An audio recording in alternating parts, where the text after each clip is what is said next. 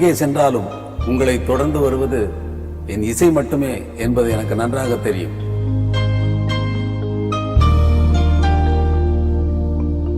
எந்த துக்கத்தில் இருந்தாலும் எந்த கஷ்டத்தில் இருந்தாலும் உங்களுக்கு ஆறுதலும் நிம்மதியும் அளிப்பது என் இசை மட்டுமே என்பது எனக்கு நன்றாக தெரியும்.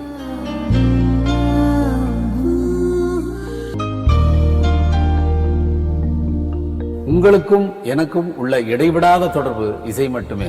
அந்த இசை தொடரட்டும் என்றும் என்றென்றும்.